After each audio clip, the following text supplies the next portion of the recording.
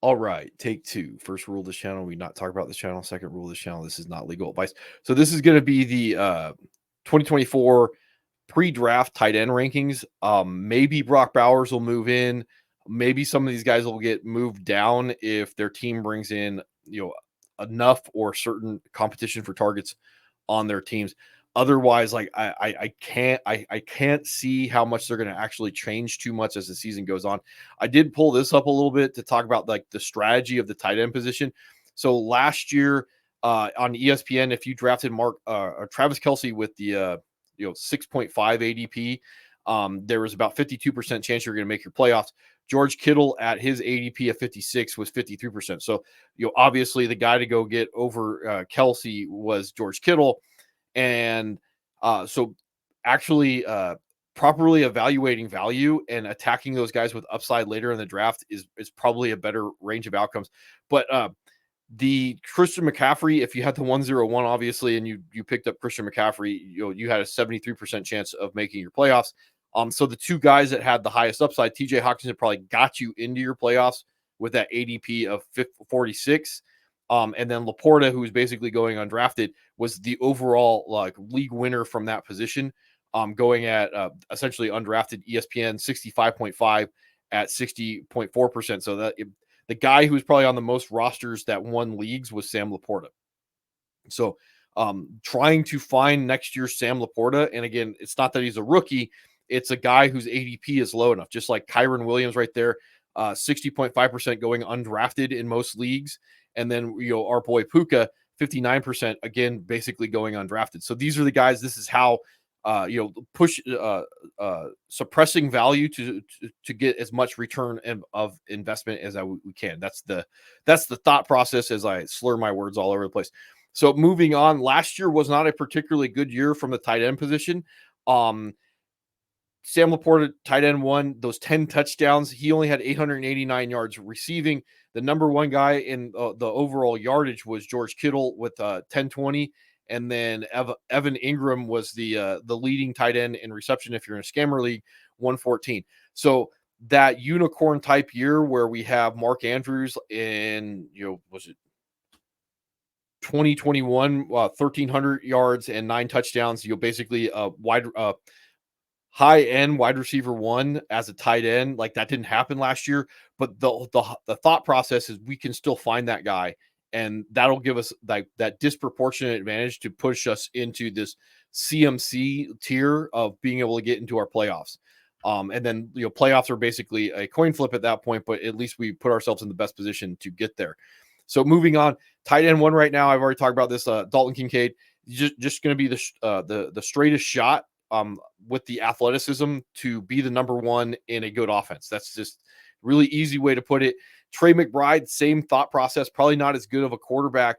We are expecting, or I shouldn't say my wee words, I am expecting that Marvin Harrison Jr. will be drafted at 4, but it would not be surprising that they trade out and somebody comes in and drafts a quarterback. I still think that they would probably go out and get a receiver.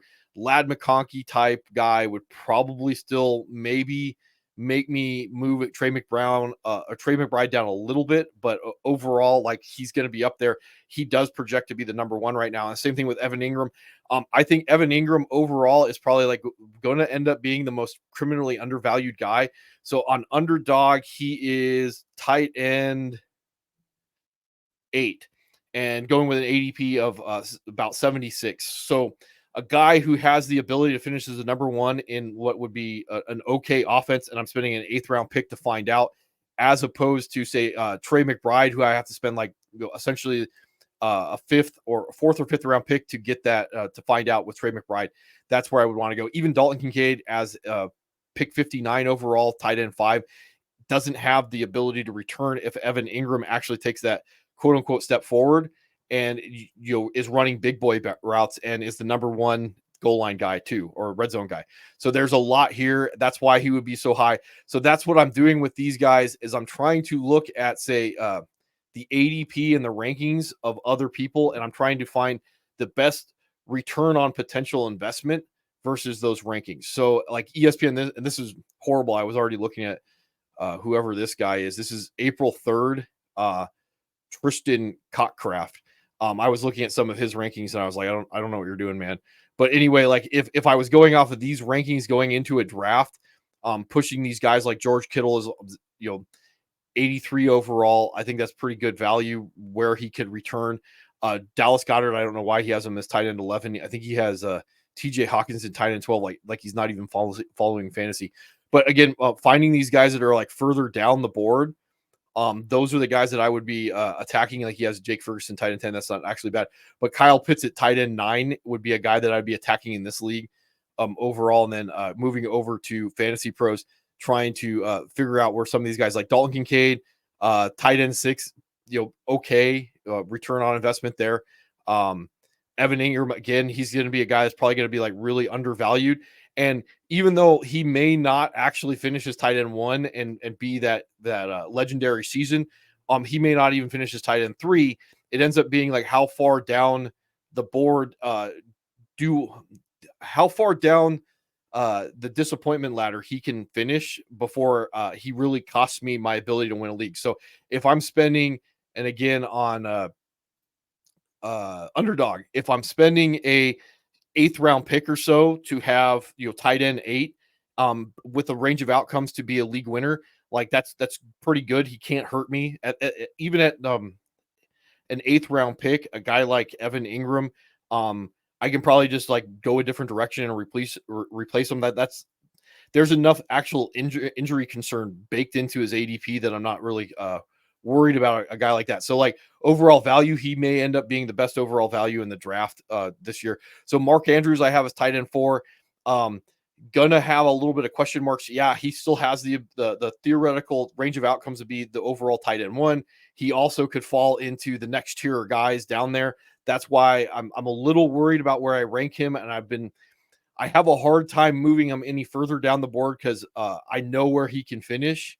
The main reason why I can definitely put him ahead of Travis Kelce is because of the age. He's still relatively young, even though there may be a little bit of injury concerns with Mark Andrews, but that would be the main difference between these two guys. I think Travis Kelce is going to have a ridiculous range of outcomes. May really disappoint this year, could jump all the way back up to be tight end 1. Some of this may involve Rashee Rice if I move him up a little bit. Otherwise, yeah, tight end 5 probably okay. Sam Laporta as tight end 6, and I know there's probably some of you out there that are like, what are you doing? It's going to be really hard to figure out where Sam Laporta's range of outcomes is. Again, and I bring this up, so he finished as tight end 1 overall last year with those 10 touchdowns and 889 yards receiving. With this offense, just having him step back from touchdowns, he's going to tumble all the way down the board to like tight end 6. That's where David Njoku finished. So if he doesn't get those 4 extra touchdowns, he's basically David Njoku.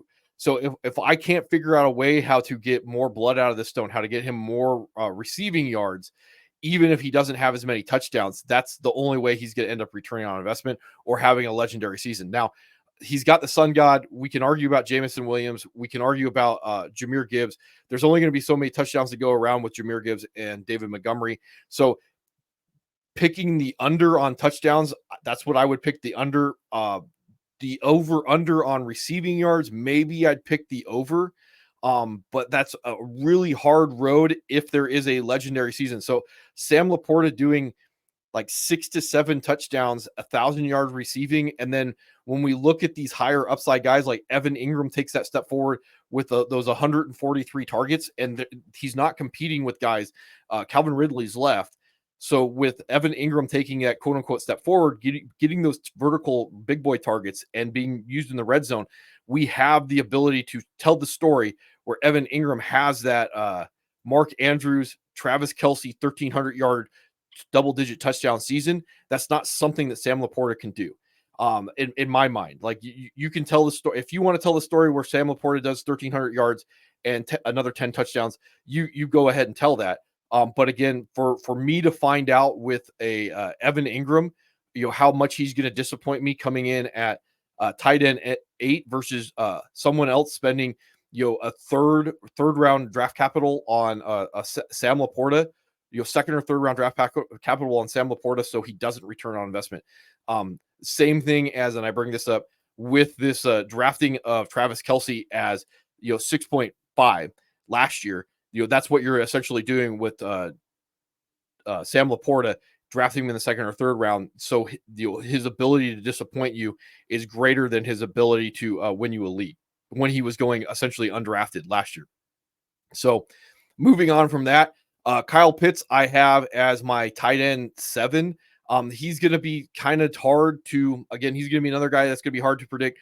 I don't see a very good way that he's going to end up as the tight end 1 in the offense. I still think that he has the possibility for a legendary or sub-legendary range of outcomes with Kirk Cousins there. But again, trying to guess the stat line, I can definitely see that he's going to be more in line with his 2021 yardage. So like close to 1,000 would probably be something I would guess. Trying to guess how his touchdowns are going to be, I think that's going to be a little bit harder. That's probably going to be the difference. So while I do think that maybe he could flirt with tight end 1 overall, that legendary type season, I think it's probably a better bet to think he's going to be in that middle road of guys. And there's going to be more people that are expecting him to potentially have that range of outcomes. Again, looking at good old Underdog, he's tight end 6, so that's already baked into his ADP on on Underdog, and then 86 tight end 9. That's probably something I like better on ESPN, and then on Fantasy Pros, tight end 9 again, something else I like better at that value going on with his potential upside versus his downside, his range of outcomes. So George Kittle, I'm going to have all the way down here at tight end 8, I believe it is. He's a guy that I do think he has a wide range of outcomes. Like 11 touchdowns in 2022, 1,000 yards, led to all tight ends in receiving yards last year. Trying to guess how that comes together with all those mouths to feed in San Francisco offense, probably going to be a safer overall play than an upside play with George Kittle. And that's probably going to be like the thing that like makes me tap out. Like tight end 5, I don't think he has that's probably the tip of his range, positive range of outcomes. That's what would bother me in that league. Going on to the ESPN rankings, if I can find good old George Kittle, it's going to be a lot harder for him to return on anything he puts in. George Kittle, tight end 8, 83 overall, probably going to be a relatively safe pick at 83 overall, limited upside on that one. And then Underdog with George Kittle, they probably like have his ability to win leagues, tight end 7, again, probably going to be right about where he returns. And if I don't have to overspend on that, the strategy for me normally is if there's a guy that I like, I'm going to go up a round early and get. So if he's got an ADP of 70, I want to spend about the 60th pick on the guy to make sure that I got him if I think he's undervalued enough. So that would be the idea. And at George Kittle, if I'm not going to spend the 60th overall pick on George Kittle, when I can go out and I can spend the 76 or 65th pick on Evan Ingram to get a potential higher range of outcomes. All right, moving on. David Njoku, moved him down. I don't know about Deshaun Watson. I don't know about Amari Cooper necessarily taking that age-related decline. You're going to have Jerry Jeudy probably working a lot of those slot targets. Going to still have potentially that second-year tight end breakout that we look for, the legendary outcome. Could see like the plus or minus on 882 yards, 6 touchdowns, 123 targets. I would probably bet the over on those things, but it's going to be very close to just basically a push. I think that this will more than likely be his stat line. I'm like I said, I would take him off my board because I just don't know if Deshaun Watson's good anymore. But putting him all the way down here at tight end 9, still going to be able to return a little bit on my investment. I just think that there's a lot of volatility involved. Jake Ferguson, tight end 10. Already talked about him. Going to be the number 2 in this offense. I don't think there's going to be very much northern mobility for Jake Ferguson. This is probably not his game. Maybe 1,000 yards receiving. Could flirt with 10 touchdowns. If there is a unicorn year, he's not going to be that unicorn, but that would definitely make him tight end 1 based off of last year's metrics. That's one of the problems with fantasy football. Don't look at last year and expect that to translate apples to apples into the next year. You got to realize that like the next year is going to be different. So 10 touchdowns, if he gets those, that would make him definitely flirt with a high end tight end. but he's not going to probably be able to get to the yardage to have that like legendary Kelsey elite type tier that would I would like more to win a league built into him. And again, with Pat Fryermuth, again, he's probably projected to be the number 2. Quarterback situation is bad, so you're drafting more of the opportunity than you are the situation, and that's not a bad thing to look at overall when we're looking at like fantasy value. So he's one of the guys I was looking at ahead of time. I would be drafting Pat Fryermuth to be my tight end to start a season, especially like on underdog. He's almost going undrafted, tight end 16. Moving on to ESPN, trying to hunt him down. I think he's going under tight end 17, 133. So again, like he would be one of those guys that I definitely would be throwing a dart at, and the chances of me wanting to take needing to have Pat Fryermuth on my roster going into the first week of a bye in some of these leagues is going to be relatively low. I definitely think he's another one that could get up there with like 1,000 yards receiving, 7 touchdowns as I try and hunt him down, which would push him up. But again, like trying to guess who's going to get pushed down, like that would mean that like David Njoku's, if he is a push at 882 yards, 6 touchdowns, Fryermuth to jump over him, that would mean that like David Njoku's not going to take a step forward. There are going to be injuries. There are going to be bad offenses that we project are good offenses. Trying to parse all that out. So there is a road where pushing Pat Fryermuth further and further down the board to get the greater and greater return on investment to win a league is not a bad idea. Overall, 133 overall. Then Noah Fant, he's going to be the biggest coin flip out of all the tight ends that I would project, like in a 12-man league, to be startable. Maybe he can jump up definitely into that 700-800 yards range. Maybe he's going to get like 6 touchdowns. I could definitely see that being within his range of outcomes.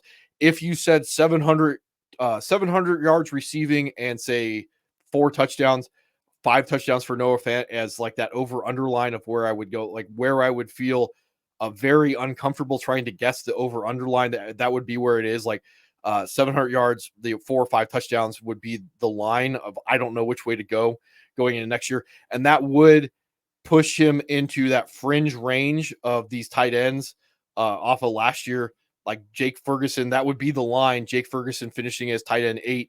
If we were looking at apples to apples, that would probably be where he would end up going.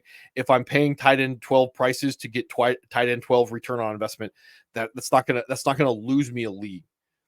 Let's see, moving on. So these next tiers, these are guys that I would not feel comfortable as my starting tight end going in the season. Cole Kmet, the long road of, is it Caleb Williams? He's probably going to be the number 4. He may be the red zone guy. That would be the one saving grace with Cole Kmet. Very limited upside to it. And if they bring in, like, say, Rome at 9, I may even move him further down the road. And I talk about Dalton Kincaid attached to CJ Stroud. Not a bad thing. Again, his range of outcomes ends up being that he's the guy that's used in the red zone more so than he's going to be able to jump that ladder of Diggs, Nico Collins, and Tank Dell. That's how I would see his value being, is purely touchdown based almost. And then the same thing with Dallas Goedert. Good offense attached to Jalen Hurts. Probably going to need those touchdowns to really be fantasy relevant. Going to be a hard road with a guy who hasn't thrown for over 4,000 yards to crack the number that's needed to get there. So when he finished as tight end 11 and tight end 10, with the 4 and 3 touchdowns, he was getting 700 and 800 yards receiving. So that would probably be the top end of his range of outcomes. So if you're drafting Dallas Goedert, and I believe I have him at like tight end 15 overall, that you're looking at a return of investment of like 3 or 4 spots versus drafting a tight end 15. That's coincidentally where he finished that last year. And then to finish off, these are like the deep dark throw guys that I would feel in some way, shape, or form comfortable drafting in deeper leagues, like 14-man leagues. So Cade Otton, expecting that 3rd-year jump from the tight end position. Michael Mayer, this is just draft capital, has the ability. Like I think there's a very good chance he finishes the number 2 in this offense going into the season. It may end up being a very run-heavy offense. That actually would help him. That's why I have this put up. Because Michael Mayer was the blocking tight end coming out of his draft class. Being able to be on the field in those 21 personnel settings when there's 2 running backs and only 2 wide receivers, and then you're the blocking tight end, allows some of these guys to be on the field for those splash plays.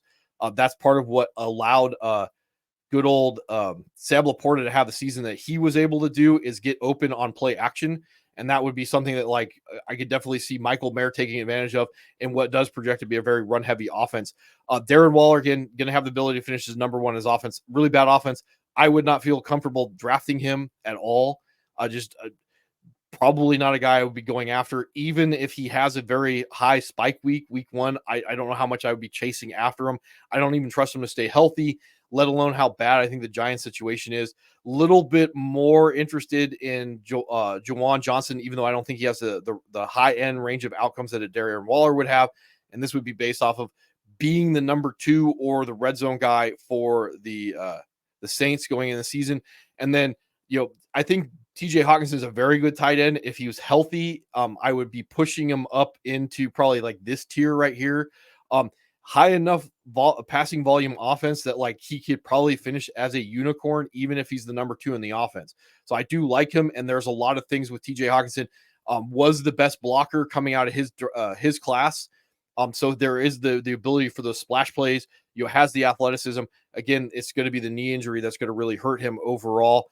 And the only other guy that I think is really even worth speculating on, and I can bring this up since we're here, is going to be where Brock Bowers ends up going. Let's see the rounds, how high we can push him up. And that's, again, competition of targets, good offense. That means, like, if he has to go to a good quarterback. So if he goes to a bad quarterback, automatically probably not going to be draftable.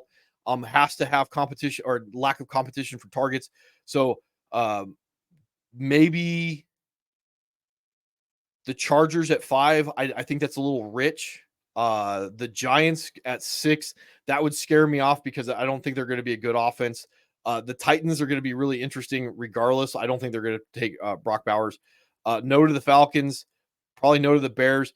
There is a little talk that, like, Brock Bowers going to the Jets. This may be the 1 year with Aaron Rodgers, giving him that number 2 with Garrett Wilson. Probably would put him into the top 12 easily at that point. Probably no to the Vikings. If the Broncos pulled the trigger on Brock Bowers at 12, probably shouldn't be drafted at that point. But the quarterback situation is going to be really bad. Probably no to the Raiders. Maybe he could go to the Saints. Maybe. Doubtful. I don't know how much I would be excited about that one way or another.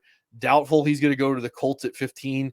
If he did go to the Colts at 15, fringe guy, fringe starter, maybe a dart throw to be looking at. Seattle, doubtful. Jacksonville, doubtful. The Bengals have a possibility at 18. I think this is where, like, he would end up falling in the draft with value. Would slot in to be the number 3 in a high volume passing offense. Would be a fringe guy. Like, the range of outcomes for Brock Bowers, if he ends up going to the Bengals, would be similar to Dalton Kincaid's tight end 12 finish. Like, I think they comp very well to each other in a lot of ways. So 91 targets, 73 receptions, 673 yards, and 2 touchdowns probably would be the over underline that I would have Brock Bowers going if he goes to the Bengals. Rams, I guess he could go there. Maybe a little bit high volume passing offense. He'd be a fringe starter at that point. Doubtful he's going to go to the Steelers. It would be interesting if he went to the Dolphins. That would probably push him up, even though he'd be the number 3 in that offense.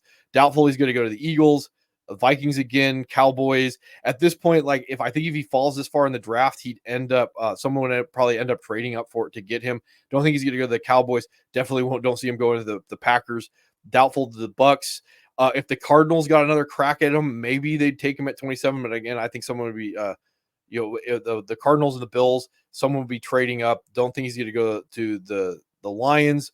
Also don't think he's going to go to the Ravens. San Francisco would be really interesting if he went to.